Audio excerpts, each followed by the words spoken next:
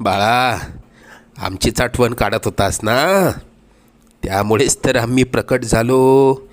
अरे मायबाप मानतोस ना आम्हाला, मग तुला पैशांची गरज असताना सांगायचं ना. कोणापुढेही हात पसरू नकोस.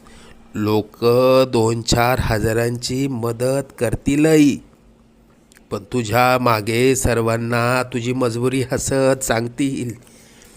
आता तुला कोणापुढे हात पसरण्याची वेळच येणार नाही. तू आजपर्यंत भरपूर दुःख सहन केलंस. लवकरच तुझ्या रडक्या भाग्यात सुखाचे दिवस येतील. तुझ्या मनात असलेली इच्छा पूर्ण होऊन अक्कलकोटला पेढे घेऊन येणं होईल. येशील ना आम्हाला भेटायला अक्कलकोटला?